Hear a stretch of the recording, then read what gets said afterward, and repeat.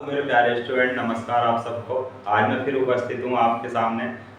मैं बता देना चाहता हूँ कि हमने जो हमारे जो 2 चैप्टर हैं, यानी क्या है मैथ के, जो हमारी जो सीरीज चल रही है, यानी कि मैथ की क्लास 10th की, तो उसमें 2 चैप्टर हो चुके हैं और आज हम तीसरे चैप्टर में प्रवेश करने जा रहे हैं। यानी कि हमने 2.3 तक कंप्लीट कर लिया है और जो 2.4 है उसमें वो एक छीक होती है स्टूडेंट।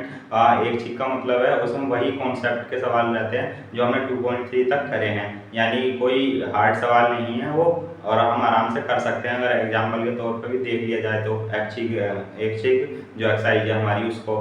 ठीक है स्टूडेंट, तो आज इस सीरीज में हम क्या शुरू करने जा रहे हैं। आज हम 3rd चैप्टर अपना, जिसका नाम है दो चर वाले रैखिक समीकरण।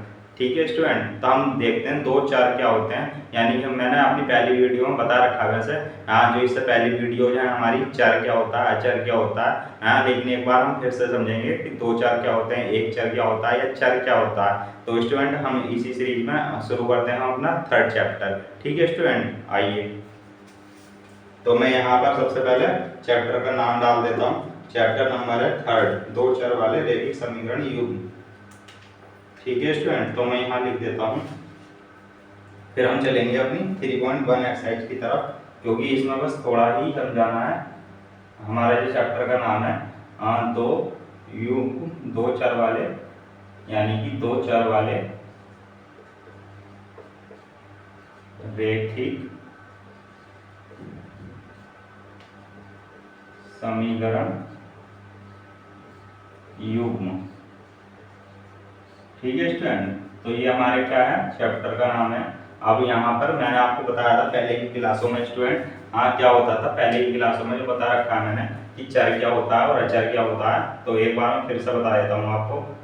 चर जो होता है, तो स्टूडेंट चर यानी कि जिसका कोई निश्चित मान ना हो, जिसका कोई निश्चित मान ना हो, यानी कि वो क्या होता है, यानी कि वो चलता फिरता रहता है स्टूडेंट, यानी कि जैसे x y z। ठीक है स्टूडेंट, जैसे ये हो जाता है चर। ठीक है, अब यहाँ देख लेते हैं हैंड टू हैंड एक चर क्या होता है, एक चर वाला, यानी कि एक चर। तो जैसे स्टूडेंट हमने ये इससे पहले जो एक्सरसाइज करी है अपनी, जैसे 2.3 तक, तो उसमें क्या था, एक चर वाले समीकरण थे। एक चर में कैसे कह रहा हूँ, जैसे ax plus by plus C, ax plus by, ये तो कहते हैं एक वो फॉर्मूला होता है, यानी कि a square x plus B x और प्लस सी। इस तरीके से हमने पढ़ रखा है ना स्टूडेंट। ठीक है, जो दो ही घातीय समीकरण में पढ़ा था, यानी कि वो एक चर वाला था, a square x b x plus c. ठीक है स्टूडेंट, यहाँ गलत लग गया, a x square plus B x plus c student. तो ये हमारा क्या होता था, हमने ये जो पढ़ रखा है एक चर वाला रैखिक समीकरण है, यानी कि एक चर कैसे कह रहा हूँ, यानी कि एक्स एक्स है खाली, और ये जो ए बी सी हैं ये तो कहते हैं क्या है स्टूडेंट, ये हमारी वास्तविक संख्या होती हैं। ठीक है, यानी कि ये जो है अचर है, यानी कि इनका एक मान निश्चित है। ठीक है स्टूडेंट, अब मैं देख लेता हूँ दो चर वाले, दो चर। ठीक है स्टूडेंट, तो ये आप ध्यान दीजिएगा, दो चर वाले। तो दो चर वाले क्या होते हैं, a x square plus b y plus c is equal to 0। तो स्टूडेंट यहाँ पर क्या आ गया, ये x है ये y है, तो यानी कि ये दो चर आ गए हैं, यानी कि x और y। ठीक है स्टूडेंट, तो x और y, तो यानी कि ये दो चर हो गए, तो ये हो जाएगा दो चर वाले रैखिक समीकरण युग्म। ठीक है, तो मैं यही समझाना चाह रहा था आपको, और मैं एक बार और बता देता हूँ। ये अचर, अचर क्या होता है, जिसका मान निश्चित हो, निश्चित हो। ठीक है स्टूडेंट, तो वो क्या होता है, जैसे ए बी सी, यानी कि अगर ए का मान 1 है और सी है यहाँ यानी कि 2 है और ये 3 है, यानी कि मैंने एग्जाम्पल के तौर पर लिया है ए बी सी। आप इसको ना कहकर भी ऐसे कह सकते हो कि 1 2 3, ये जो है अचर है हमारे, क्या है 1 2 3, ये जो है ये हमारे अचर हैं। ठीक है स्टूडेंट, तो यहाँ पर मैंने क्या लगा दिया, क्रॉस का साइन, यानी कि ए और बी और सी का अगर मान हमने ए 1 मान लें और 2 मान लें और 3 मान लें, तो ये जो होते हैं हमारे, ये जो सीरीज है 1 2 3 4 5, तो ये क्या है हमारे अचर है, यानी कि जो एक निश्चित संख्या होती है, यानी कि एक का मान एक ही रहेगा हमेशा, 2 का मान 2 ही रहेगा, 3 का मान 3 ही रहेगा। तो ये हो जाते हैं हमारे चर और अचर। और एक चर वाले और कहते हैं दो चर वाले। तो स्टूडेंट ये उम्मीद करता हूँ आपको समझ में आया होगा अच्छे से। तो हम बिना किसी देरी के अपनी चलते हैं किस पे, एक्सरसाइज नंबर 3.1 पर। तो वहाँ पर हमें क्या बनाना है, यानी कि ग्राफ के निरूपण करना है और ज्यामिति भी दिखानी है। तो ठीक है स्टूडेंट, वहाँ पर दो समीकरण बन जाएंगे। तो दो समीकरण यानी कि दो चर वाले रेखिक समीकरण युग्म बन जाएंगे। युग्म भी है, यानी कि युग्म का मतलब होता है जोड़ा। तो मैं इसको भी एक बार क्लियर कर देता हूँ। युग्म का मतलब होता है जोड़ा, यानी कि आगे जो दे रखा होगा आप इसको लिख सकते हो, जो एक्सरसाइज नंबर 3.1 से शुरू है। तो वहां पर क्या होगा, दो समीकरण दे रखे होंगे, दो समीकरण होंगे जिनको लेकर हम सवाल हल करेंगे। ठीक है स्टूडेंट, तो मैंने ये आपको सब कुछ बता दिया। अब हम चलते हैं अपनी 3.1 एक्सरसाइज की तरफ, जो हमारी आज का मेन टॉपिक है।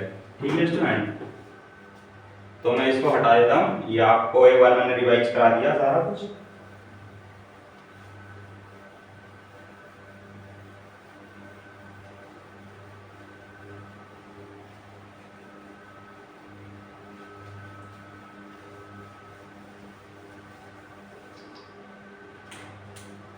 तो आइए हम देख लेते हैं एक्सरसाइज नंबर 3.1। तो मैं लिख देता हूँ इसका पहला सवाल, एक्सरसाइज नंबर 3.1 का, फिर हम देखेंगे इसका सॉल्यूशन। ठीक है स्टूडेंट, ये हमारा ब्लैक मार्कर चल नहीं रहा है, हम उसे लिख देते हैं 1। आफताब अपनी पुत्री से कहता, यहाँ पर स्टूडेंट लैंग्वेज दे रखी है, हमें लैंग्वेज से हमें क्या बनाना है, समीकरण बनाना है। फिर आगे आने वाली जो एक्सरसाइज है उसमें क्या दे रखा होगा, डायरेक्ट समीकरण दे रखा होगा। तो हम यहाँ पर हम सीख जाएंगे, यानी कि बेसिक, यानी कि इसमें क्या होता है, अब जो हम देखेंगे ध्यान से पढ़ेंगे। अब इसमें क्या कह रहा है, आफताब अपनी पुत्री से कहता है, ठीक है स्टूडेंट, 7 वर्ष पूर्व मैं तुमसे 7 गुनी आयु का था, ठीक है, आपसे 3 वर्ष बाद। ठीक है, तो यहाँ पर किस पे ध्यान देना है, यानी कि बाद और पूर्व। ठीक है स्टूडेंट, इसको हम समझेंगे अभी मैं क्यों कह रहा हूँ, ये इसको अंडरलाइन कर दिया है मैंने यहाँ पर, जिसको आपको विशेष रूप से ध्यान जाए। ठीक है, 3 वर्ष बाद मैं तुमसे केवल 3 गुनी आयु का रह जाऊंगा। क्या यह मनोरंजक है, वो ब्रैकेट पार्ट है। स्टूडेंट, इस स्थिति को बीजगणितीय एवं ग्राफीय रूपों में व्यक्त कीजिए। ठीक है स्टूडेंट, ग्राफीय रूप को क्या कहते हैं, ज्यामितीय रूप भी कहते हैं। ठीक है स्टूडेंट, तो यहाँ पर ये हमारी बुक है, मैं इसे सवाल लिख रहा हूँ। ठीक है, बीजगणितीय एवं ग्राफीय रूपों में व्यक्त कीजिए। तो अब यहाँ पर हम लैंग्वेज से क्या बनाएंगे, न्यूमेरिकल बनाएंगे। न्यूमेरिकल का मतलब है यानी कि सवाल यानी कि समीकरण बनाएंगे। यहाँ पर 2 समीकरण बन जाएंगे, क्योंकि हमारा यहाँ जो चैप्टर का नाम ही है युग्म। ठीक है, तो 2 समीकरण बन जाएंगी, तो उसको हमें क्या करना होगा, बीजगणितीय रूप से एवं ग्राफीय रूप में व्यक्त करना होगा। ठीक है, तो आइए हम अपने समीकरण बनाते हैं सवाल को पढ़ करके। तो हम सबसे पहले मान लेते हैं हल। ठीक है स्टूडेंट, यहाँ पर मैं लिख देता हूँ हल। अब मैं लिखूंगा यहाँ पर, माना आफताब की वर्तमान आयु इज इक्वल टू x वर्ष मान लेता हूँ मैं। ठीक है स्टूडेंट, x वर्ष, और आफताब की पुत्री की आयु, आफताब की पुत्री की वर्तमान आयु इज इक्वल टू, इसको मान लेता हूँ मैं 22 वर्ष। ठीक है स्टूडेंट, तो यहाँ पर हमने मान लिया है। अब हम सवाल को पढ़ेंगे 7 वर्ष पूर्व।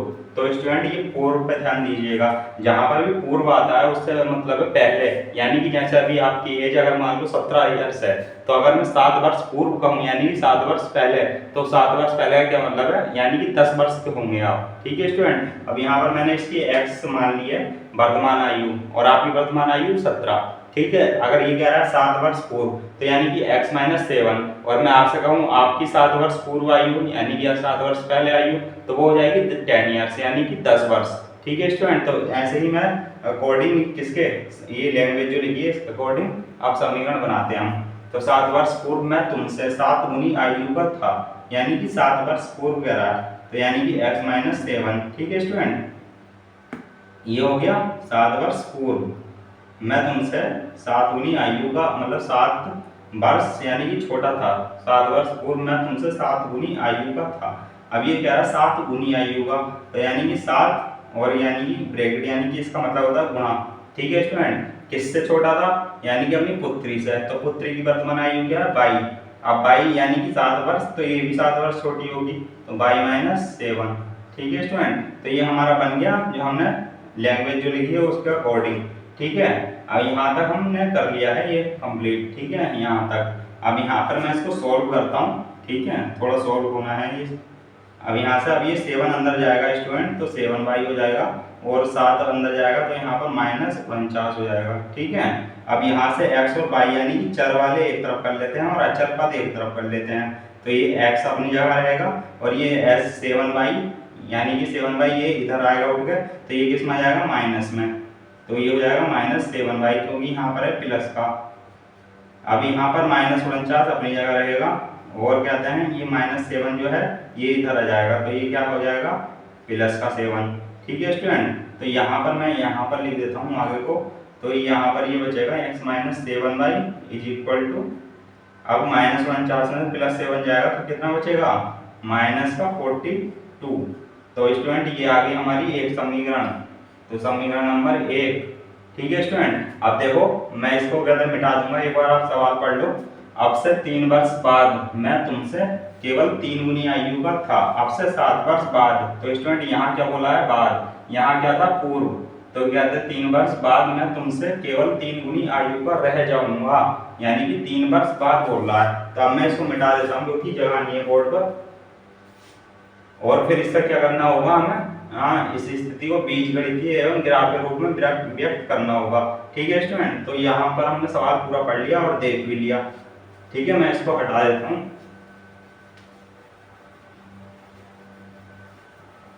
पूर्व और बाद को अंतर भी समझ गए होंगे स्टूडेंट। पूर्व का मतलब है माइनस करना है, बाद का मतलब है यानी कि प्लस करना है उसी आयु में जो वर्तमान आयु है। तो यहाँ पर क्या बोला है उसने, अब से 3 वर्ष बाद, ठीक है, तो अब से 3 वर्ष बाद यानी कि प्लस हो जाएगा, मैं तुमसे केवल 3 गुनी आयु का रह जाऊंगा। ठीक है, 3 गुनी आयु का रह जाऊंगा, x प्लस वो सॉरी यहाँ पर y हो जाएगा क्योंकि उसकी पुत्री आयु y है, तो y प्लस 3। ठीक है स्टूडेंट, आपसे 3 वर्ष बाद मैं तुमसे केवल 3 गुनी आयु का रह जाऊंगा। तो अब हम इसको भी सॉल्व कर लेते हैं थोड़ा, तो x प्लस 3 और 3y और प्लस 9 हो जाएगा, अब वही 4 एक तरफ अचर एक तरफ, तो ये -3y इज इक्वल टू कितना हो जाएगा ये 9 और -3, तो x minus 3y is equal to 6। ठीक है स्टूडेंट, तो यहाँ पर ये हो जाता है, तो ये हमारा आ जाता है समीकरण 2। अब हम यहाँ पर क्या करेंगे, अब इसको हमें सरल करना है यानी कि बीजगणितीय रूप से हल करना है। तो बीजगणितीय रूप से हल करने का मतलब होता है स्टूडेंट यानी कि हमें उसे कहीं दर्शाना नहीं है, यानी कहीं ग्राफ वगैरह पे। ठीक है, अब यहाँ यानी कि जैसा आप ये लैंग्वेज के थ्रू या समीकरण बनाते हुए थ्रू तो हम सॉल्व करते हुए आ रहे हैं, तो वैसे ही करना है यानी कि बीजगणितीय रूप से। ठीक है, x और y का यानी कि 2 बिंदु निकालने हैं हमें। क्यों निकालने हैं वो, क्योंकि हमें ग्राफ के निरूपण भी करना है, और ग्राफ के निरूपण करने के लिए कम से कम एक रेखा बनेगी, तो एक रेखा बनने के लिए कम से कम 2 बिंदु की आवश्यकता होती है।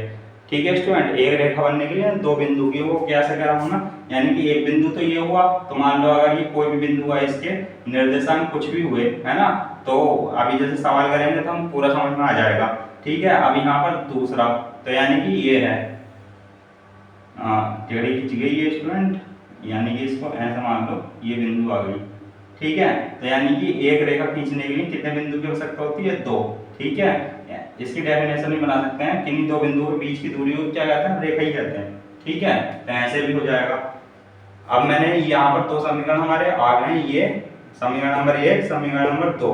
ठीक है, समीकरण 2 ये हो गया और समीकरण 1 ये हो गया, मैंने इसको कर दिया है ब्रैकेट। ठीक है, क्योंकि ये है हमारे इंपॉर्टेंट पार्ट। अब हम इसको क्या करेंगे, बॉक्स बनाकर भी कर सकते हैं सॉल्व। ठीक है, यानी कि 2 बिंदु निकाल लेंगे हम। ठीक है, तो ये तो हो गया हमारा बीजगणितीय रूप। ठीक है, एक तरीके से क्या हो गया, बीजगणितीय रूप ही हो गया जो हमने ये सॉल्व करा। ठीक है, अब हम इसके लिए क्या करेंगे, ग्राफ निरूपण करने के लिए निकालेंगे हम 2 बिंदु, एक समीकरण से दो बिंदु, यानी कि समीकरण नंबर 1 से भी दो बिंदु और समीकरण नंबर 2 से भी दो बिंदु। ठीक है स्टूडेंट, तो आइए हम देखते हैं वो कैसे करते हैं।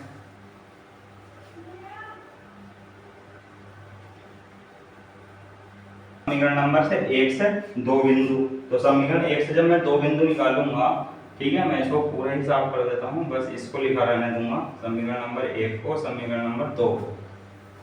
तो समीकरण नंबर 1 से, समीकरण नंबर 1 से, ठीक है स्टूडेंट, तो यहाँ पर मैं बना लेता हूँ बॉक्स 1, ठीक है, बॉक्स बना लेता हूँ मैं। यहाँ पर हमें निकालना है x और y के मान, ठीक है, तो इस तरीके से बना लेंगे, आप अपनी कॉपी में भी वैसे भी कर सकते हैं। अब मैं यहाँ पर लिखूंगा x एक बॉक्स में, एक बॉक्स में लिखूंगा y, ठीक है स्टूडेंट। अब मैं समीकरण नंबर 1 को सॉल्व करने जा रहा हूँ, ठीक है। अब यहाँ पर हमें वही रखना होता है, यानी कि छोटे से छोटा मान रखना होता है, यानी कि हमारी भिन्न ना बने, हमें ये कोशिश करनी है। भिन्न का मतलब तो आप समझते होंगे स्टूडेंट, अगर संख्याएं x और अपॉन y के रूप में लिखी हुई हैं इस तरीके से, तो हम इसको क्या बोलते हैं, ये भिन्न हो गई हमारी, ये भिन्न है हमारी, ठीक है। तो हम इसको क्या बोलते हैं, भिन्न है। जब जो संख्याएं हैं अपॉन में लिखी हों, जैसे x अपॉन y, तो ये हमारी क्या हो जाती है, भिन्न। तो हमें कोशिश करनी है, मैं कैसे कह रहा हूँ, जैसे मान लो 7/2 आ गया, तो ये हमारी भिन्न हो गई। तो हमें इस रूप में ना बना करके हमें कोशिश करनी है, अगर मान लो यहाँ 6 हो तो ये 2 और ये 3, तो यानी कि जो आंसर आएगा यानी कि 3, तो हमें जो रेखिक बन जाए, यानी कि एक ही संख्या मिले, यानी कि पॉइंट में ना मिले, और कहते हैं इस तरीके से कोशिश करनी है हमें। तो वो x का मान ऐसा रखना है हमें कि वो पूरा पूरा कट जाए, ठीक है। आप समझ रहे होंगे मैं क्या कहना चाह रहा हूँ, ठीक है। तो मैं यहाँ पर रफ वर्क कर लेता हूँ इसके लिए। अगर मैं इसको, सॉरी चलो यहीं पे लिख देते हैं, है ना, इधर रफ ना करके वो फेयर ही मान लेते हैं, ठीक है। अगर यहाँ पर मैं y के लिए सॉल्व करता हूँ, इसे y का मान निकालने के लिए, ठीक है। तो यहाँ पर अगर मैं 7 -7y आ जाएगा, -42, और ये x जो है इधर जाएगा, तो ये क्या हो जाएगा, माइनस का x, ठीक है स्टूडेंट। अब यहाँ से अगर मैं कॉमन ले लेता हूँ माइनस, ठीक है, ध्यान रखना, अगर मैं कॉमन ले लेता हूँ माइनस, तो यहाँ से ये प्लस का हो जाएगा, तो ये 7y = 42 + x, ठीक है स्टूडेंट, ये हो जाएगा यहाँ पे। अगर मैं यहाँ पर इसको y = 42 + x, और ये आ जाएगा अपना 7, ठीक है। तो मैंने इस कर लिया y के लिए सॉल्व, वो इसलिए क्यों कराया मैंने, अभी पता चल जाएगा आपको यहाँ पे, ठीक है। तो अगर मैं x का मान ये 0 रख दिया मैंने, यहाँ पर कुछ भी रख सकते हैं स्टूडेंट, लेकिन ध्यान रखना है कि कम से कम मतलब वो ना बने, भिन्न ना बने, ठीक है। तो इस तरीके से सोल्व करना है हमें। अगर मैं यहाँ पर x की जगह 0 रखूंगा, देखो x का मान मैंने क्या रखा, 0, अगर मैं यहाँ 0 रख दूंगा, तो यहाँ पर ये मतलब 42 + 0, यानी कि खाली 42 होगा, तो 7 × 42, यानी कि पूरा पूरा कट जाएगा यहाँ से, क्योंकि 42 ही बचेगा ऊपर से, तो ये हो जाएगा 7 × 42, यानी कि y का मान जो आ जाएगा 6 आ जाएगा स्टूडेंट, ठीक है।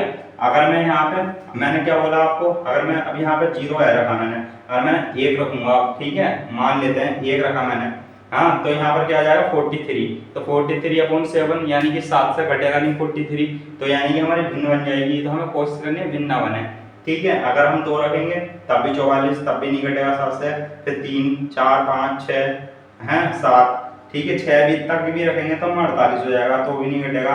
अगर मैं 7 रख लेता हूँ स्टूडेंट यहाँ पे, तो ये हो जाएगा 49, ठीक है। तो 49, 7 7 49, तो यानी कि x का मान 7 और y का मान 7, ठीक है। बस अगर कहना है हम और भी बिंदु निकालने, तो हम यहाँ एक खाना और बना सकते हैं, मतलब कम से कम 2 बिंदु निकालने होते हैं, ठीक है, एक रेखा को बनाने के लिए। तो हमें कम से कम 2 बिंदु तो निकालने हैं ही, हैं 3 भी निकाल सकते हैं हम, ठीक है। तो हमें लेना ऐसे ही बिंदु है कि पूरा पूरा कट जाए लगभग, तो वो हमारे लिए भी आसान रहेगा और हमें ग्राफ निरूपण करने में भी आसानी रहेगी, ठीक है स्टूडेंट। इसलिए लेकिन बस ये ध्यान रखना है कि जो अगर 0 आ गया x का मान, ठीक है, तो यहाँ पर दोबारा 0 नहीं ले सकते, ठीक है। अगर जैसे y का मान 6 आ गया, तो दोबारा 6 ना आए, क्योंकि फिर हमारा ग्राफ निरूपण नहीं हो पाएगा उसका, ठीक है, ओवरलैपिंग कर जाएगी। ठीक है, यानी कि बिंदुओं जो खींचेंगे हम संपाती हो जाएंगी। संपाती का मतलब होता है स्टूडेंट, अभी आगे जो 2 पॉइंट हमारी वो सॉरी 3.2 जो चलेगी, तो उसमें हम रेखाओं के बारे में भी बात करेंगे कि प्रतिच्छेद के ऊपर होती है, संपाती क्या होती है, समांतर क्या होती है रेखाएं। ठीक है, संपाती का मतलब है, मैं यहाँ मोटा मोटा बता देता हूँ। अगर कहते हैं जैसे मान लो ये वो है रेखा, ठीक है, तो अब दूसरी रेखा से BC के ऊपर से जाए, चाहे वो इधर भी हो सकती है एक ही दिशा में, या इधर भी हो सकती है अपोजिट दिशा में। तो मान लो ये दो रेखाएं हैं और अलग अलग दिशा में हैं स्टूडेंट, तो यहाँ पर लेकिन ओवरलैप कर रही हैं ये, यानी कि इसी के ऊपर हैं दो रेखाएं। ठीक है स्टूडेंट, तो यहाँ पर ये क्या हो जाती है, संपाती रेखाएं कहलाती हैं।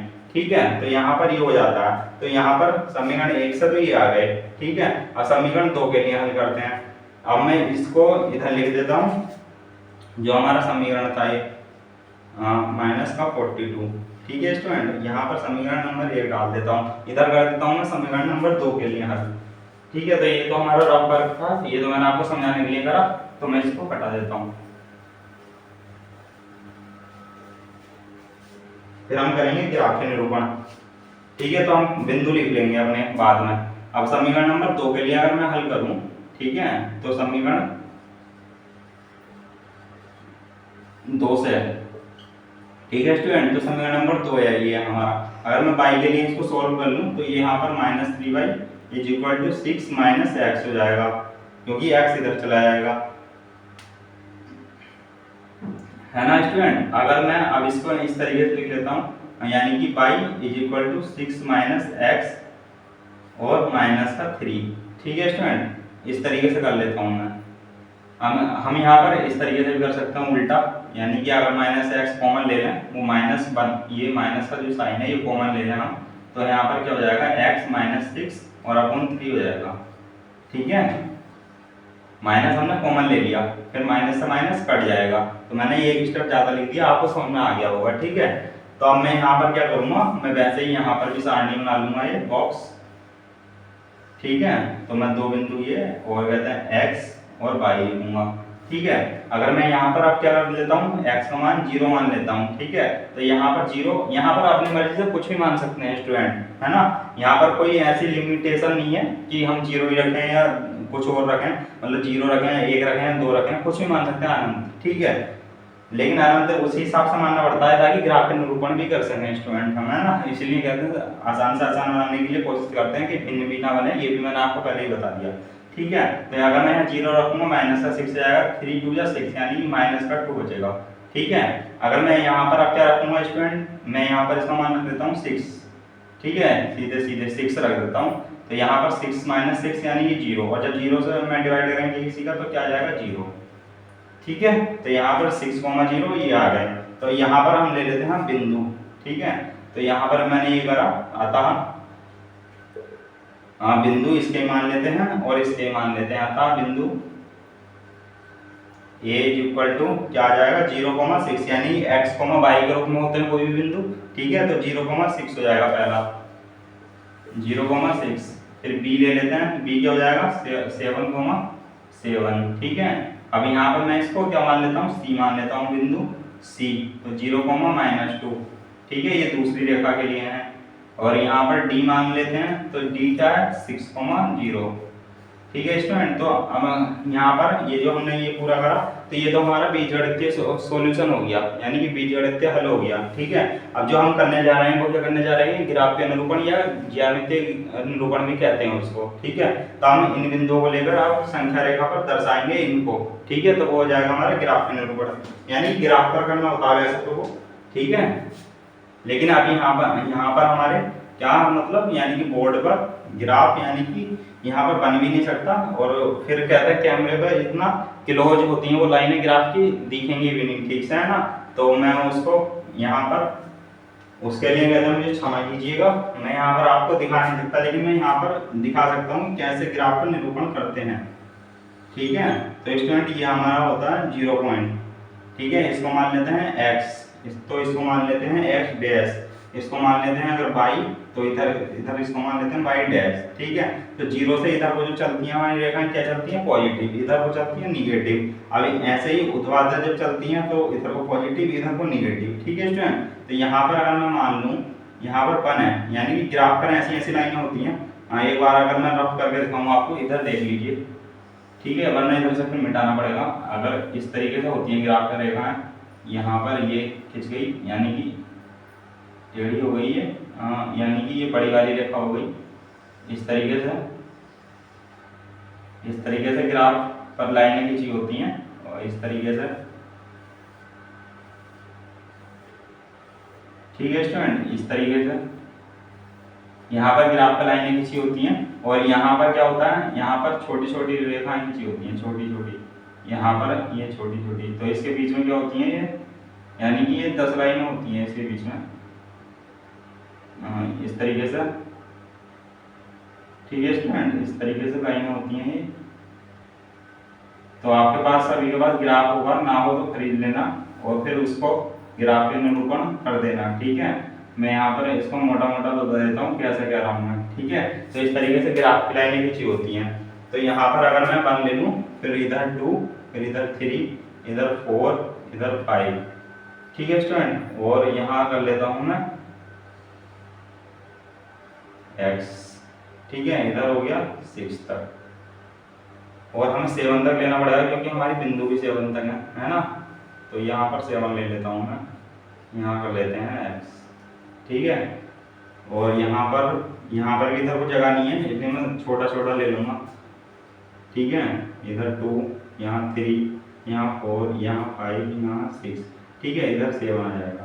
तो ये स्टूडेंट ये क्या रहेंगे, ये माइनस के रहेंगे, यहाँ पर माइनस के, वैसे ही नीचे -1, -2, -3, और ये -4, ठीक है, -5, ठीक है स्टूडेंट। ऐसे ही ये -6 और ये -7, वैसे ही ऊपर ये 1 हो जाएगा, ये 2 हो जाएगा, ये 3, ये 4, ऊपर को तो मैं लिख सकता हूँ, ऊपर तो है जगह, ठीक है स्टूडेंट। यहाँ पर 22, यहाँ पर 5, यहाँ पर 6, यहाँ पर 7, ठीक है स्टूडेंट। तो ये हो गया। तो हम देख लेते हैं ग्राफ के निरूपण कैसे करेंगे। तो हमारा पहला पॉइंट क्या है, 0,6 है, ठीक है। तो 0,6, तो हमारा जो आया है 0,6 आया है। तो 0 यानी कि ये हो गया, यानी कि x अक्ष पर लेना है, यानी कि ये x, y के रूप का होता है ना, x, y, ठीक है। तो 0 लेना है x पर और 6 लेना है y पर। अब देखो ये पॉजिटिव है दोनों, तो यानी कि पॉजिटिव है, तो यानी कि ऊपर लेना पड़ेगा हमें। तो ये 0,6 ये हो गया भैया, 0,6, ठीक है, पहला बिंदु। और यानी कि बिंदु ए मान लो इसको, ठीक है। और बिंदु बी को क्या है, 7,7, यानी कि y पर भी 7, ठीक है, और कहते हैं किस पर, x पर भी 7। तो वो कैसे लेंगे हम, यानी कि ये हो गया, क्या हो गया, ये x अक्ष पर हो गया 7 और y अक्ष पर भी क्या है 7। तो 0,6 की तो ये हो गई। अब कहते हैं 7,7, तो 7 ये 0 यहाँ पर, ठीक है। अगर मैं इसको बढ़ाऊंगा तो, ठीक है, ग्राफ में होती है ऐसा ना, 7,7 ये हो जाएगी, ठीक है स्टूडेंट। तो यहाँ पर ये आ जाएगी भैया, यानी कि 7,7, और ये क्या है 0,-2।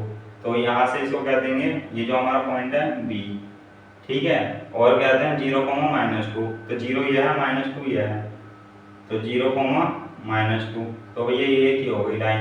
और 6,0, यानी कि x अक्ष पर क्या है 6 है, y पर 0 है, ठीक है स्टूडेंट। तो यहाँ पर x अक्ष पर 0 है और y अक्ष पर, वो x अक्ष पर x 6 है और y अक्ष पर 0 है, ठीक है। तो ये यहाँ पर आ जाएगी बिंदु, तो यहाँ पर ये हो गई 6,0, ठीक है, x अक्ष पर 6 और y अक्ष पर 0। तो y भी यही है क्योंकि 0 है, ठीक है। तो यहाँ पर ये हो गई। अब हम इसको मिला देंगे, जैसे इसको हमने मिलाया यहाँ, तो इसको मिला देंगे यहाँ।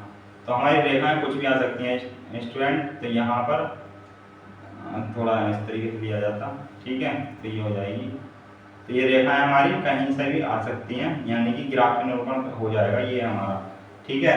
तो मैंने आपको बताया कैसे करते हैं ग्राफ के निरूपण, तो आपको समझ में आया होगा, ठीक है। अब यहाँ पर ज़्यादा से ज़्यादा हम क्या लिख सकते हैं, यहाँ पर जो हमारा समीकरण आए थे तो वो लिख देंगे हम। समीकरण क्या आए थे हमारे, जैसे अगर इसको, तो ये क्या है, ये दूसरी समीकरण थी ना, तो दूसरी समीकरण की ये पॉइंट है। तो यहाँ पर क्या आया था हमारा समीकरण, यानी कि 3y और इधर से माइनस का 6 बचेगा और ये माइनस का x, ये प्लस का 3y है। तो यानी कि ये हो जाएगा हमारा क्या, जो दूसरा समीकरण आया था वो प्लस माइनस कर लेंगे, यानी कि जो साइन है उसको कहते हैं क्या कर लेंगे, सिंप्लीफाई कर लेंगे। यहाँ पर हमने जैसे क्या था, ये वाली समीकरण थी ना हमारी, ठीक है, तो वो हम कर लेंगे। तो ये हमारा क्या हो गया, ग्राफीय निरूपण हो गया। तो ये हमारा सवाल नंबर फर्स्ट खत्म हो गया, ठीक है। तो अब वैसे ही हम क्या करेंगे, इसको बस इतना ही करना था, इसमें कोई वो नहीं बतानी थी कि एज कितनी है, वर्तमान एज या कहते हैं मतलब उसकी आफ्ताब की पुत्री की, बस हमें बीजगणित के हल करना था और ज्यामितिक रूप में दिखाना था, यानी कि ज्यामितिक ग्राफ करके, ठीक है।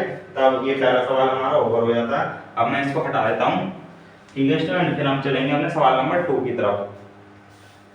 हाँ तो स्टूडेंट हम देख लेते हैं अपने नेक्स्ट सवाल, ठीक है। मैंने वो यहाँ से मिटा दिया है चैप्टर का नाम, यानी कि कम जगह रह गई थी इसलिए। अब यहाँ पर लिख लेते हैं हम अपना सेकंड सवाल, क्रिकेट टीम में छोटा लिखूंगा स्टूडेंट, आप अपनी बुक से देख लेना, बस यहाँ पर मैं लिख रहा हूँ ऐसे ही, आपको वैसे दिख जाएगा, ठीक है। एक कोच ने, सॉरी स्टूडेंट, 3900 में, ये हमारा हो गया सवाल। तो मैं एक बार आपको पढ़कर बता देता हूँ। क्रिकेट टीम के एक कोच ने 3900 रुपये में 3 बल्ले तथा 6 गेंदें खरीदी। बाद में उसने एक और बल्ला तथा उसी प्रकार की 3 गेंदें 1300 रुपये में खरीदी। इस स्थिति को बीजगणितीय तथा ज्यामितीय रूपों में व्यक्त कीजिए। अब स्टूडेंट मैं आपको बता देना चाहता हूँ कि बीजगणितीय सवाल जो लिखा था, यानी कि जो लैंग्वेज थी, तो बीजगणितीय जो लिखा था पहले सवाल में भी लिखा था, लेकिन वहाँ पर अभी यहाँ पर दूसरे सवाल में जो है ज्यामितीय है, वहाँ पर ग्राफीय निरूपण। तो मैं आपको बताना चाहता हूँ कि ज्यामितीय आए या ग्राफीय आए तो बात एक ही होती है, यानी कि वही करना है, हमें ग्राफीय बनाना है, ठीक है। तो ज्यामितीय रूपों में व्यक्त करना है। अब देख लेते हैं इस सवाल के अकॉर्डिंग जो हमसे कह रहा है, हम बना लेते हैं न्यूमेरिकल ये समीकरण, ठीक है। तो एक कोच ने 3900 रुपये में 3 बल्ले तथा 6 गेंदें खरीदी। हाँ अब लिख लेते हैं हम हल। माना यानी कि एक जो है बल्ला, 3 बल्ले तथा 1 गेंदें खरीदी, तो माना एक बल्ले की कीमत बराबर x रुपये, ठीक है स्टूडेंट। और यहाँ पर एक गेंद की कीमत बराबर 22 रुपये, ठीक है। तो यहाँ पर हमने मान लिया। अब यहाँ पर कितने हैं, 3 बल्ले तथा 6 गेंदें खरीदी हैं, कितने रुपए में, 3900 रुपये में, ठीक है। तो यहाँ पर यानी कि 3 के लिए क्या हो जाएगा, 3x हो जाएगा, और फिर 6 गेंदों के लिए क्या हो जाएगा, 6y हो जाएगा। और कितने रुपए में खरीदी है, 3900 रुपये में खरीदी है, ठीक है। अगर मैं यहाँ से 3 कॉमन ले लूँ आ जाएगा, क्योंकि हमें सवाल सॉल्व भी करना है, यानी कि हल ही करना है, तो हमें सरल ही बनाना है। तो यानी कि अगर मैं यहाँ से 3 कॉमन ले लिया, मैं पूरा लेकर बता देता हूँ, तो यहाँ पर 3900, ठीक है। अब यहाँ से 3 इधर चलाएगा, यानी कट जाएगा, यानी 3900 रुपये को ये 3 काट देगा। तो यानी कि इधर से काट देता हूँ मैं, 3 बन जाते हैं, 3 9 और 0, तो यहाँ से क्या आ जाएगा x प्लस 2y, और यहाँ से आ जाएगा 1300। तो जो हमारी एक समीकरण आ गई वो ये आ गई स्टूडेंट, ठीक है। अब मैं दूसरी कंडीशन पढ़ना शुरू करता हूँ। तो बाद में उसने एक और बल्ला तथा उसी प्रकार की 3 गेंदें 1300 रुपये में खरीदी, यानी कि एक बल्ला खरीदा है, यानी कि x, और तीन गेंदें खरीदी हैं, तो ये आ जाएगा x प्लस 3y, ठीक है। इसको समीकरण नंबर 1 दे सकते हैं। और उसी प्रकार की 3 गेंदें 1300 रुपये में खरीदी हैं स्टूडेंट, तो यहाँ पर है 13 है ना ये, ठीक है, देख लेते हैं एक बार, हाँ 1300 में खरीदी, ठीक है। तो ये यहाँ पर ये हो गई। तो अब यहाँ से कुछ कॉमन तो आएगा नहीं, तो यहाँ पर ये समीकरण नंबर हमारी 2 हो गई, ठीक है स्टूडेंट। तो यहाँ पर ये क्या हो गई, समीकरण नंबर 2 हो गई।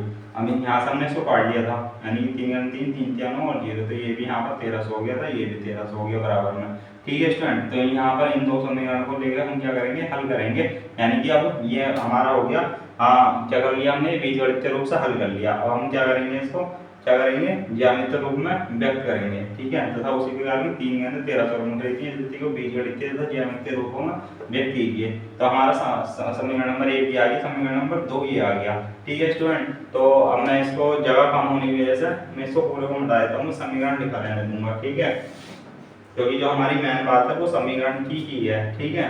तो मैं इसको हटा देता हूँ पूरा। आपने अगर किसी पर किताब भी नहीं होगी तो ये सवाल भी उतार ही लिया होगा आपने, तो मैं इसको हटा देता हूँ और फिर हम करते हैं सॉल्यूशन। ठीक है, तो इस समीकरण को भी मैं यहाँ लिख लेता हूँ, x + 2y = 1300। ये है हमारे समीकरण नंबर 1। फिर क्या है, x + 3y = 1300। तो ये है हमारे समीकरण नंबर 2।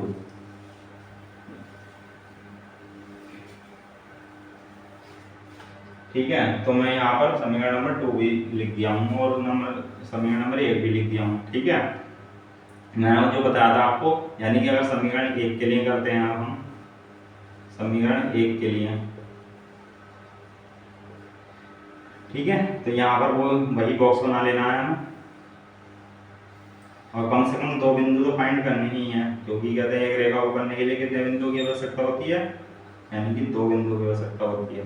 ठीक है, तो यहाँ पर क्या हो गया, ये हमारा जो लिखा हुआ, इसको बाई के लिए सॉल्व करना है ना, क्योंकि बाई का मान निकालना है तो आपको पता चलता रहता है कि, तो इसलिए मैं बाई के लिए इसको सॉल्व कर लेता हूँ। तो ये 1300 और माइनस हो जाएगा, और ये बाई = 1300 और -x/2 हो जाएगा। ठीक है स्टूडेंट, तो यहाँ पर ये आ जाएगा।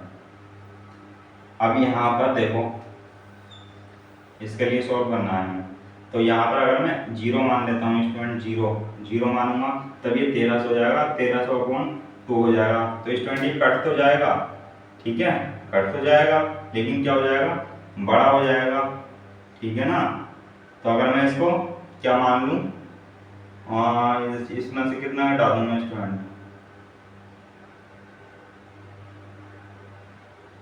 क्योंकि फिर मुझे लेना, मतलब जो हमारा पैमाना मानेंगे, पैमाना ज़्यादा लेना पड़ेगा। ठीक है, तो हमारी समीकरण तो ये आ गई, समीकरण नंबर, ये समीकरण तो हमारी ठीक है। ठीक है, तो अब यहाँ से अगर हम इसको सॉल्व करेंगे, अगर मैं 0 मान लूँ इसको, तो हमें 0 हुआ, अब 1300 हो गया, तो यहाँ से करना पड़ेगा हमें 650। ठीक है, तो 650 यानी कि हमें पैमाना बड़ा मानना पड़ेगा। ठीक है ना, तो पैमाना बड़ा मानेंगे हम। ठीक है, अब यहाँ पर क्या होगा, अब यहाँ पर क्या बोल लूँ, यहाँ पर अगर मैं ले लेता हूँ, अब जब पैमाना बड़ा मानना ही है तो पैमाना बड़ा ही मान लेंगे, तो यहाँ पर मैं 500 ले लेता हूँ।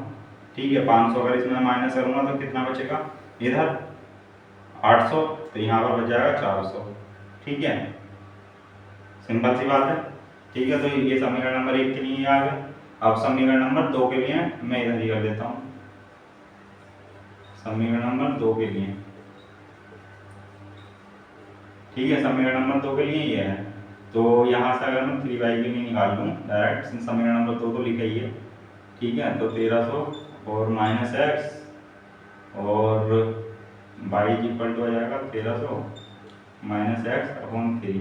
ठीक है स्टूडेंट, तो यहाँ पर ये आ जाएगा। अब यहाँ पर हम इसके लिए बना देंगे बॉक्स,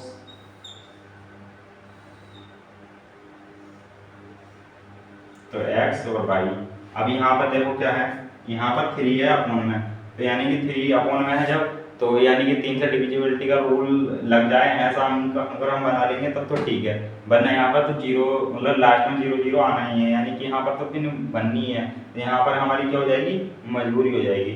तो यहाँ पर अगर मैं 0 रख लूँ, यहाँ पर मैं अगर 0 रख लूँ, तो यहाँ पर 1300/3 बचेगा, 1300/3। ठीक है, या हम जो लिख सकते हैं, यहीं पर कर देता हूँ मैं सॉल्व, 1300/3 को अगर हम देखें तो 3 चौक 12 और ये 0। ठीक है स्टूडेंट, और यहाँ पर 3 3 9 और 1 0, 3 3 9, और ठीक है, यहाँ पर ये 0.33, यानी कि ये आ जाएगा 433.33। ठीक है, तो यहाँ पर ये लिख देंगे। अब यहाँ पर अगर मैं वो क्या और रखूँ, यहाँ पर x का मान अगर मैं 1300 रख देता हूँ पूरा। ठीक है, 1300 रख के क्या आ जाएगा, 0। ठीक है, तो ये हमारा 0 हो जाएगा। तो स्टूडेंट ये हमने कर लिया, यानी कि आसान बना लिया। ठीक है, तो ये हमारा x का मान 1300 रख के ही हमारा क्या बन सकता है, वहाँ पर 0 बन सकता है। ठीक है, तो हम यहाँ पर भी ले सकते हैं पहले, या कहते हैं पहले 0 ले सकते हैं। तो ये हमारे 2 पॉइंट आ गए। तो हम स्टूडेंट, मैंने क्या बताया आपको कि हमारे जो रेखाएं हैं तो वो कैसी भी आ सकती हैं, यानी कि ग्राफीय निरूपण हमारा अलग अलग आ सकता है, लेकिन जो हमारे समीकरण बनेंगे, यानी कि लैंग्वेज को पढ़ के जो समीकरण बनेंगे वो तो हमेशा सेम ही रहेंगे, यानी कि सभी के। ठीक है, जो लैंग्वेज दे रखी होगी उसी के अकॉर्डिंग, लेकिन जो हमारा ग्राफीय निरूपण है वो अलग अलग हो सकता है। वो पॉइंट ऊपर के मानने की बात है कि आपने x बराबर क्या माना है और तो y का मान कितना आएगा। है ना। अगर आप कहते हैं x का मान दूसरा ले लोगे तो y का मान दूसरा आ जाएगा, उसमें कोई लिमिटेशन नहीं है, कुछ भी ले सकते हैं, ठीक है। तो अब मैं आपको ग्राफिक निरूपण करके बता देता हूँ इन दो रेखाओं का, ठीक है। हाँ यहाँ पर आ जाएगा, तो यहीं पर बता देता हूँ, है ना, फिर ये मुझे मिटाना नहीं पड़ेगा।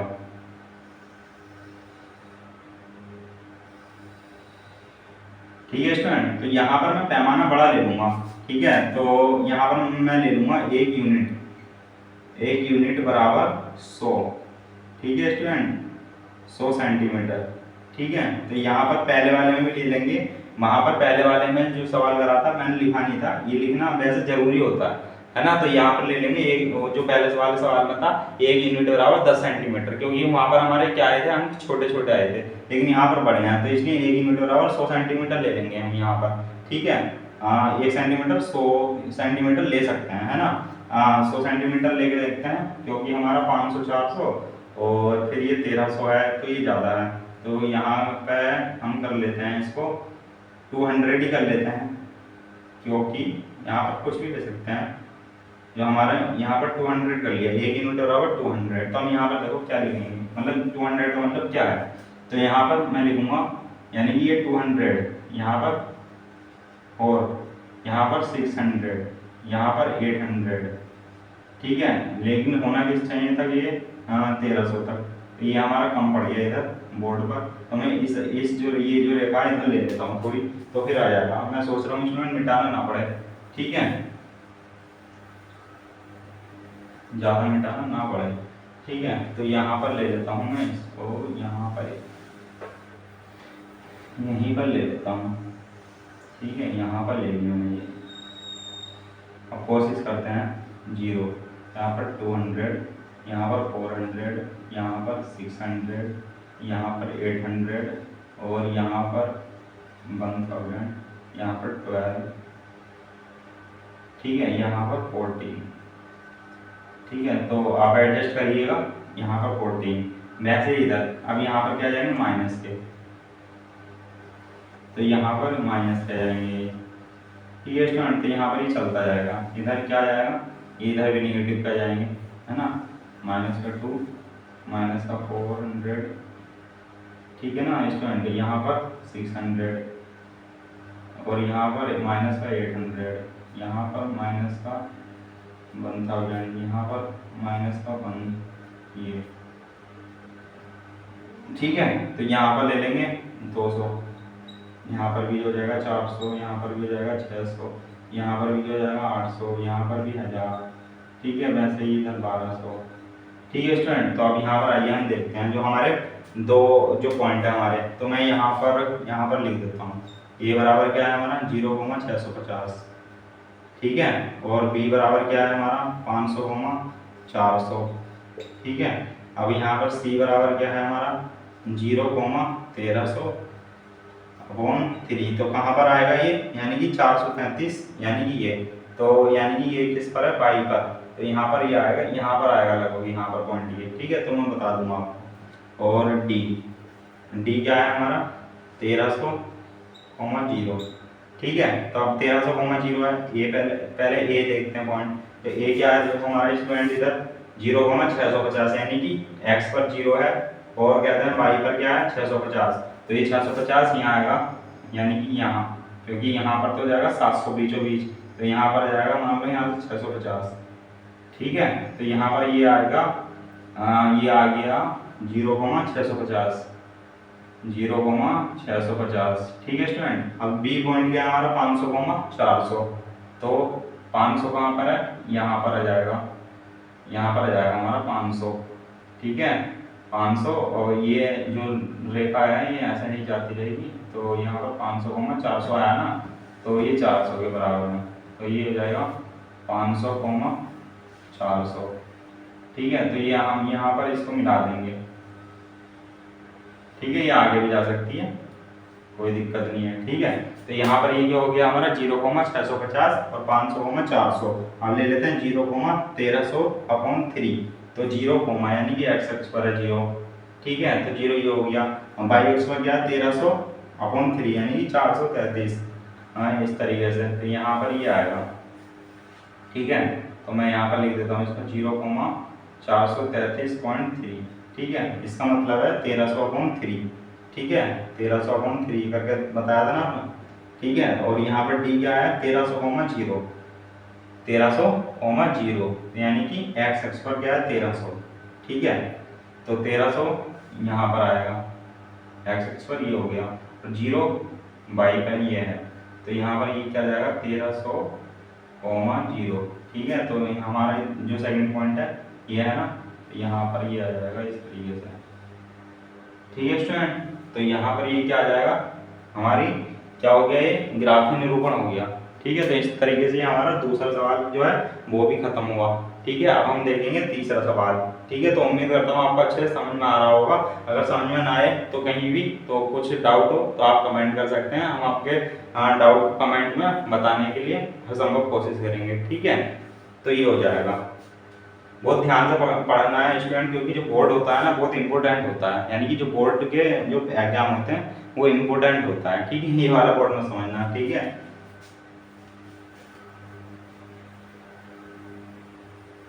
तो 2 किलोग्राम सेब और 1 केजी अंगूर का मूल्य। तो स्टूडेंट ये मैंने लिख चुका हूँ मैं आपका ये सवाल, ठीक है। तो अब हम इसको सॉल्व करने की कोशिश करेंगे। हमारा सवाल नंबर है ये थर्ड, ठीक है।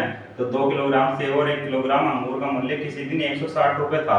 एक महीने बाद 2 किलोग्राम अंगूर का मूल्य 300 रुपये हो जाता है। इस स्थिति को बीजगणितीय तथा ज्यामितीय रूप में व्यक्त कीजिए स्टूडेंट, ठीक है। अब हम इसके जो लैंग्वेज लिखी है इसके अकॉर्डिंग क्या बनाते हैं, समीकरण बनाते हैं, ठीक है। तो ATQ माना, हाँ, यानी कि सेब का मूल्य, सेब यानी कि 1 किलोग्राम भी लिख सकते हैं या सेब का मूल्य लिख सकते हैं, सेब का मूल्य, ठीक है, वो समझने के लिए एक्स रुपये, और अंगूर है, और अंगूर का मूल्य बराबर 22 रुपये, ठीक है स्टूडेंट। तो यहाँ पर क्या है 2 किलोग्राम सेब, ठीक है। तो 2 किलोग्राम सेब का मूल्य क्या हो जाएगा 2x, प्लस क्या है 1 किलोग्राम अंगूर का मूल्य, तो यानी पाई, यानी पाई के बराबर हम 1 लिख भी सकते हैं, नहीं भी लिखेंगे कोई दिक्कत नहीं है, ठीक है। तो यहाँ पर क्या है 160 रुपये, ये हमारा समीकरण नंबर 1 बन गया, ठीक है। अब क्या है 1 महीने बाद, अब यहाँ पर देखो ये क्या लिखा है, ये यहाँ पर ये देवनागरी लिपि में लिख दिया, यहाँ पर इन्होंने मैथ में लिखा है, तो ये तो दिख जाएगा किसी बच्चे को। तो यहाँ पर कंफ्यूज करने के लिए यहाँ पर क्या लिख दिया देवनागरी लिपि में, यानी कि जैसे हमारी हिंदी लिखी जाती है, तो जो अंक गणित के रूप में लिखा जाना था उसको क्या लिख दिया यहाँ पर देवनागरी लिपि में, तो यहाँ पर 2 लिखा है। तो 2 किलोग्राम अंगूर का मूल्य 1 महीने बाद 2 किलोग्राम अंगूर का मूल्य 300 रुपये हो जाता है, यानी कि यहाँ पर सेब का मूल्य नहीं दिया है क्या, एक बार किताब में देख लेता हूँ। 1 महीने बाद 4 किलोग्राम सेब, अच्छा 4 किलोग्राम सेब लिखने से रह गया स्टूडेंट। यहाँ पर 1 महीने बाद यहाँ पर लिख देता हूँ, सेब जो है 4 केजी सेब है, ठीक है।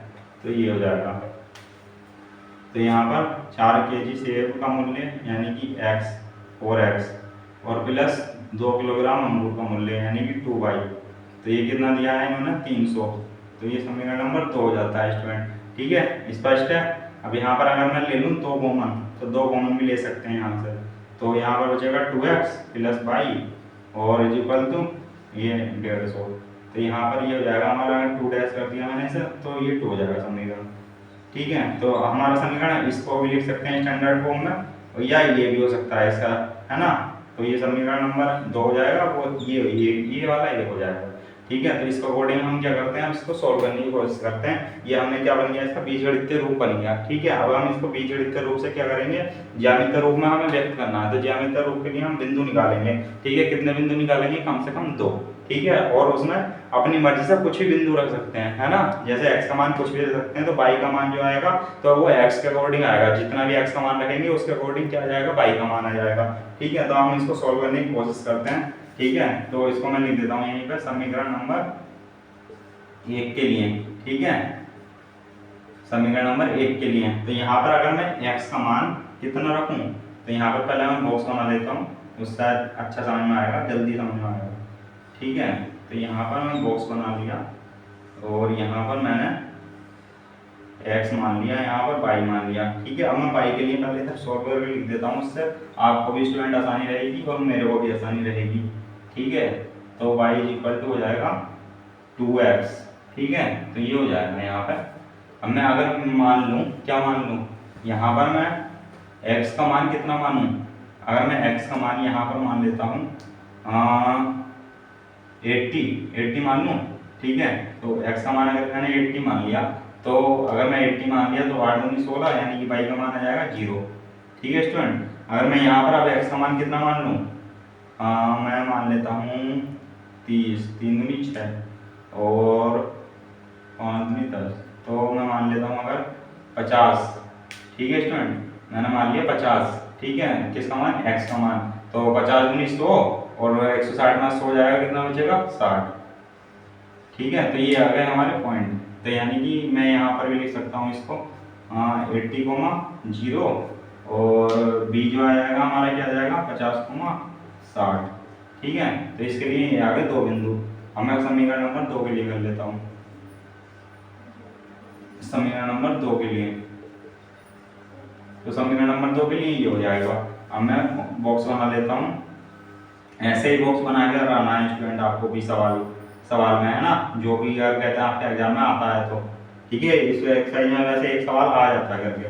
ठीक है, तो आप अच्छे से समझेंगे। तो यहाँ पर मैं लिख देता हूँ, ये हमारी समीकरण नंबर 2 है। अब मैं यहाँ पर पाई के लिए अगर मैं सॉल्व करूँगा तो ये आ जाएगा 150 माइनस 2x।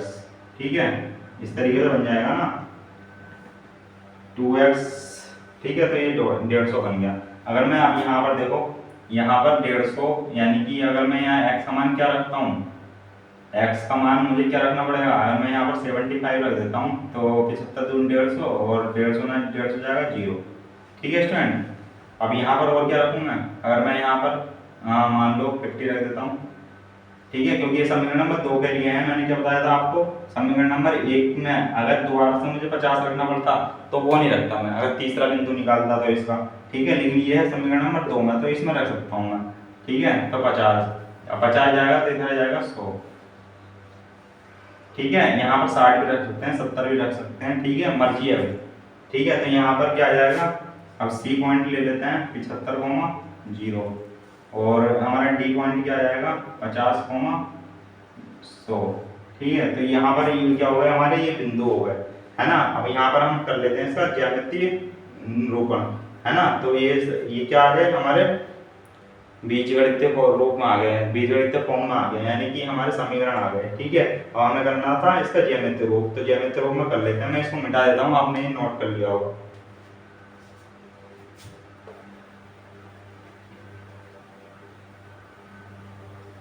ये बस हमारी एक्सरसाइज का आखिरी सवाल है, तो अच्छे से समझेंगे और कहीं भी कोई डाउट नहीं रहना चाहिए स्टूडेंट। ठीक है, इसको भी लिखा रहने देते हैं, चलो। ठीक है, ये हो जाएगा। अब यहाँ पर हमने ये पॉइंट हो गए हैं हमारे, निकल के आ गए हैं, ये हमें इसी के अकॉर्डिंग करना है स्टूडेंट। यहाँ तो मैं यहाँ पर पैमाना जो है ले लूँ, 1 यूनिट बराबर ले लेता हूँ मैं 20 सेंटीमीटर। ठीक है, 1 यूनिट बराबर 20 सेंटीमीटर, तो ये तो 0 हो जाएगा। यहाँ पर 20, यहाँ पर 40, यहाँ पर 60 और यहाँ पर 80 और यहाँ पर क्या हो जाएगा 100। ठीक है, अब यहाँ पर क्या हो जाएगा, माइनस का 20, माइनस का 40, माइनस का 60, माइनस का 80 और ये माइनस का 100।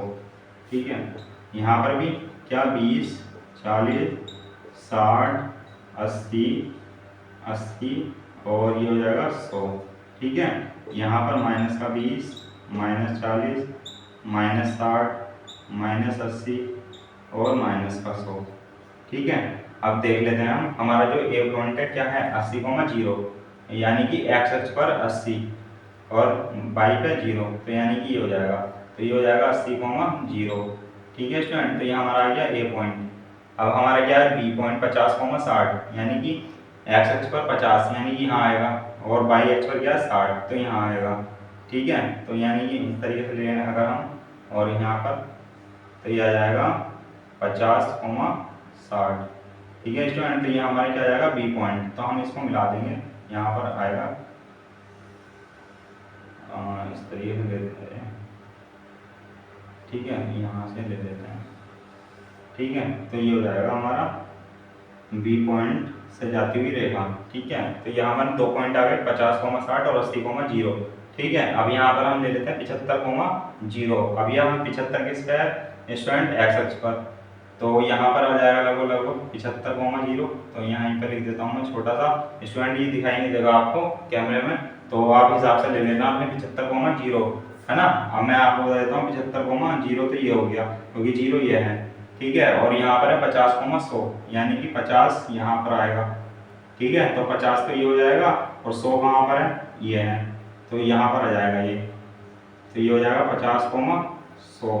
तो यहाँ पर ये कौन सा बिंदु है, डी, ये कौन सा बिंदु है, सी, तो यहाँ पर ये मिल जाएंगे दोनों आपस में, ठीक है। तो यहाँ पर ये हो जाएगा, तो यहाँ पर ये आ जाएगा, तो ये यहाँ पर ये क्या आ गया हमारे, ये हो गया हमारा ग्राफिक निरूपण। तो उम्मीद करता हूँ स्टूडेंट ये आपको समझ में आया होगा, और आप कमेंट करके बता सकते हैं आपको अगर कहीं दिक्कत आए तो ये आ जाते हैं हमारी, मतलब हमारी 3.1 ये फिनिश हो जाती है स्टूडेंट, ठीक है। अब हम चलेंगे नेक्स्ट वीडियो में 3.2 की जगह, मतलब 3.2 की तरफ, ठीक है। तो स्टूडेंट इसके लिए रिवीजन करते रहिएगा और बार बार दोहराते रहिएगा, और प्रैक्टिस बहुत जरूरी है स्टूडेंट मैथ में, ठीक है। जितनी प्रैक्टिस करेंगे आप मैथ में आपको उतना ही निखार आएगा। और मैंने आपको पहले बताया ग्राफिक निरूपण कुछ भी हो सकता है, आपके द्वारा माने गए बिंदु कुछ और हो सकते हैं, मेरे द्वारा माने गए बिंदु कुछ और हो सकते हैं, ठीक है। लेकिन जो हमारी लैंग्वेज के अकॉर्डिंग जो क्या है समीकरण है वो सेम ही आएगा। तो आप इस तरीके से हमारे कंटेंट को अच्छे से रिवाइज कीजिएगा, और इतना इजी सॉल्यूशन मैं मानता हूँ कि बहुत इजी सॉल्यूशन देता हूँ मैं, ठीक है। तो आपको पसंद आना चाहिए, और आप हमारे चैनल को सब्सक्राइब कर सकते हैं और बेल आइकन को प्रेस कर सकते हैं, ताकि हमारे जो आने वाली कंटेंट की वीडियो हैं वो आपको हैंड टू हैंड मिल सके, ठीक है स्टूडेंट। तो हमारे चैनल का नाम जैसे मैं आपको रोजाना बताता हूँ, हर वीडियो में बताता हूँ क्या है, स्टडी स्पेस, ठीक है। तो आप हमारे चैनल को सब्सक्राइब कीजिए, लाइक कीजिए, और प्रेस आइकन को मतलब प्रेस कीजिए, ठीक है, बेल आइकन को, ठीक है। तो जय हिंद स्टूडेंट, मिलते हैं अगली वीडियो में।